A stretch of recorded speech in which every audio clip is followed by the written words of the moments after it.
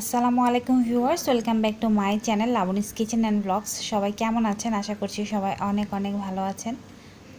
তো আজকের ব্লগটা গতকাল থেকেই শুরু করলাম। গতকালে যেখানে ছেড়েছিলাম সেখান থেকেই শুরু করেছি। আমি খেসারির ডালগুলো সব মেখে নিয়েছিলাম, মেখে নিয়ে এখন আমি ভাজার জন্য চুলায় দিয়ে দিচ্ছি। আর এটা ঠিক ইফতারির 45 মিনিট আগে আর কি ভাজা শুরু করেছি, যেন ভাজতে ভাজতে আমার 15-20 মিনিট চলে গেলে পরবর্তীতে আমি টেবিলে সব কিছু রেখে অজু করে বসতে পারি। আর গরম গরম না হলে এগুলো খেতে তেমন একটা ভালো লাগে না।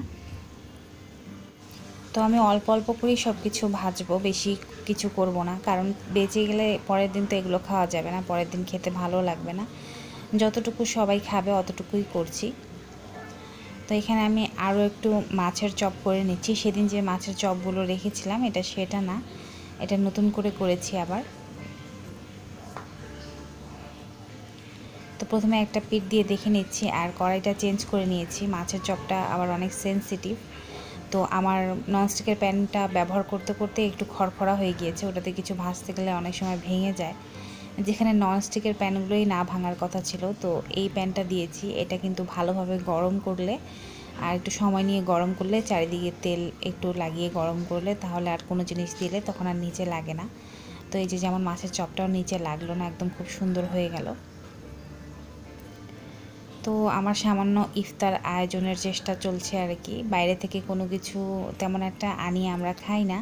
তো মিষ্টি জিনিসের মধ্যে আমরা বাইরে থেকে জিলাপিটা মোটামুটি খেতাম, তো এবার জিলাপিও আনা হচ্ছে না।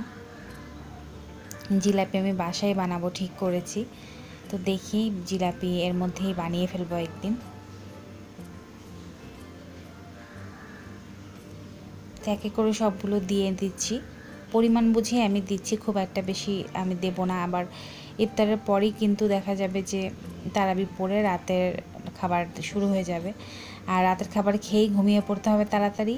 ওদিকে দেখা যাবে সেহরিতে উঠে খাওয়া যায় না, মানে সব কিছু খাবার শিডিউলগুলো এমন অগোছালো হয়ে যায় রোজার মাসে যে ঠিকমতো খাওয়াই যায় না। অনেক বেশি খাওয়া দাওয়া রান্না করতে হয়, কিন্তু খাওয়ার সময় দেখা যায় যে অনেক বেশি খাওয়া যায় না।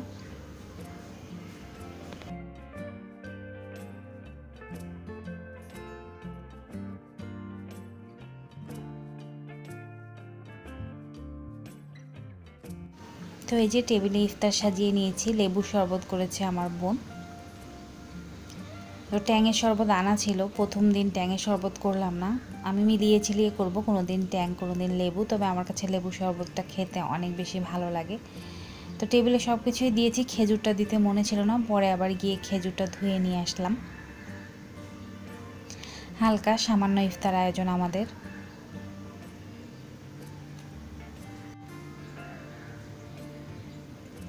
তো এই যে পটে মুড়ি রাখা আছে, পরে যার মুড়ি লাগবে সে নিয়ে নেবে। আর আমরা সাধারণত মুখে কিছু দিয়ে, খেজুর খেয়ে হালকা কিছু খেয়ে পানি খেয়ে আগে নামাজটা পড়ে নিই, তারপরে আমরা বসে ইফতার করে তারপরে চা খাই বা যেটা খাওয়ার খাই।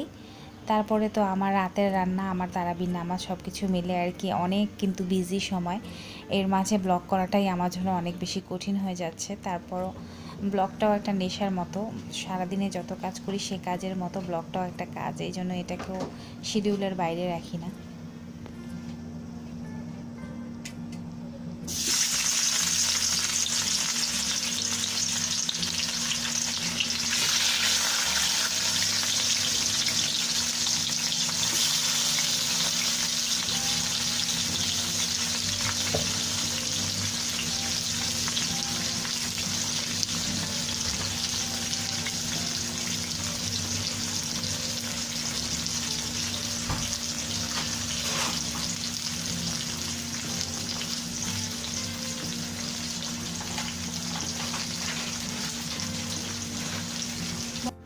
তো আমি ইফতারের পর চা খেয়ে রাতে রান্নার জন্য কিন্তু তাড়াতাড়ি করে চলে এসেছি, কারণ এটাই রাতের খাবার, এটাই আমাদের সেহরির খাবার। তো যত তাড়াতাড়ি রান্না করতে পারবো আমি কিন্তু তারাবির নামাজ তত তাড়াতাড়ি পড়তে পারবো, না হলে দেখা যাবে অনেক রাত হয়ে যাবে। আর নামাজটা অনেক ধীরে সুস্থে করে পড়াই ভালো, তাড়াহুড়া না করে। তো আমি ওই কড়াইটার মধ্যেই মাছগুলো ভেজে নিচ্ছি।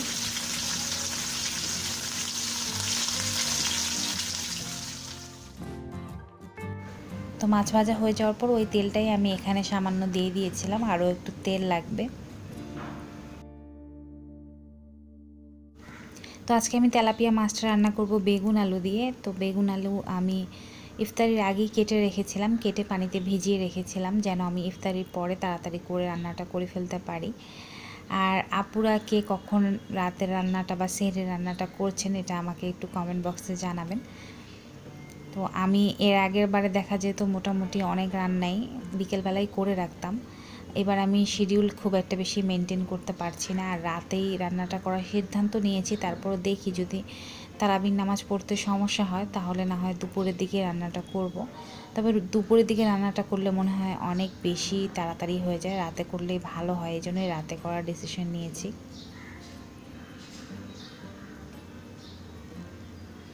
তো এই যে ডাল ভিজিয়ে রেখেছি, ডালটা ধুয়ে ভিজিয়ে নিলাম, ঢেঁড়স দিয়ে ডাল রান্না করব।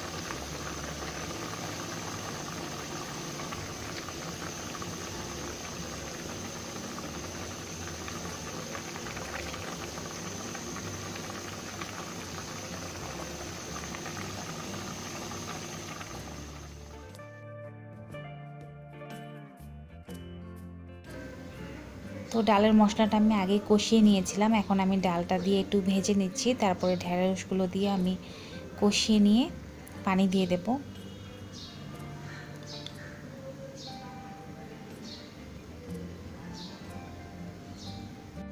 তো আজকের ব্লগ আমি আগেই শেয়ার করছি, এরপর থেকে আমি চেষ্টা করব আগে ইফতারের আগে ব্লগগুলো শেয়ার করতে, কেননা ইফতারের আগে ব্লগ শেয়ার না করলে ইফতারের পরে ব্লগ দেখাটা আসলেই মুশকিল। ইফতারের পর তো আমি ফোনটাই ধরতে পারছি না, মানে আর সেখানে ব্লগ দেখা তো অনেক দূরের কথা, অন্যান্য সকল আপুদের কথা চিন্তা করে যদি দেখি ইফতারের পর আসলে হয় না, কারণ ইমিডিয়েট আজানটা দিয়ে দেয়, তারপরে নামাজ, এশার নামাজ, তারাবির নামাজ, তাড়াতাড়ি খেয়ে শুয়ে পড়া, সব কিছু মিলিয়ে আর পসিবল হয় না। তো ঢেঁড়সগুলো আমি বড় বড়ই রেখেছি, একটু পানি দিয়ে আমি কষিয়ে নিয়ে তারপরে ফাইনাল পানিটা দিয়ে দেব।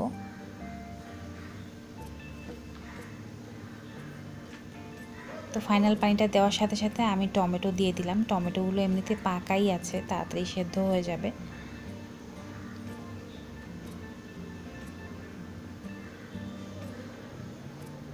তো এই যে আমি ইফতারের পরে কিছু কাপড় ভিজিয়ে রেখেছিলাম, কারণ রোজা রেখে তো কাপড় ধুতে পারবো না, ইফতারের পরে এই কাপড়গুলো ধুয়ে এখন আমি একদম গোসল করে বের হয়ে তারাবির নামাজ পড়ে ফেলবো। আর আমার কিন্তু রান্না হয়ে গিয়েছে, রান্না কমপ্লিট করে আসলাম।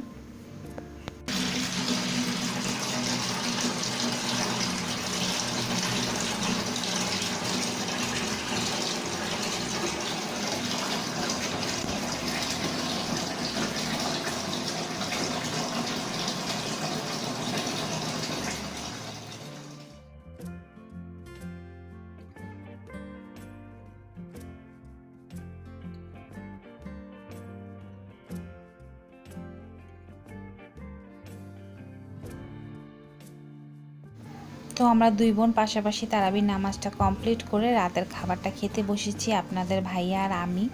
আমার বোন আবার সন্ধ্যাবেলা যে ছোলা মুড়ি খায় তারপরে রাতে আর খাবার খায় না, তো ও রাতে কিছুতেই খাবে না, এজন্য আমরা দুজনেই বসেছি। আর রাত থেকে ডাইরেক্ট সরাসরি আপনাদেরকে সেহরিতে নিয়ে চলে এসেছি। তো ভিউয়ার্স, এই ছিল আজকের ভিডিওতে। আগামীকাল এখান থেকেই শেষ করা বাকি অংশ যেগুলো থাকবে সেখান থেকে শুরু করব ইনশাল্লাহ। সকলে দোয়া করবেন। আর আমার চ্যানেলটি যারা এখন পর্যন্ত সাবস্ক্রাইব করে রাখেননি তারা প্লিজ সাবস্ক্রাইব করে পাশে থাকা বেল আইকনটি ক্লিক করে দেবেন।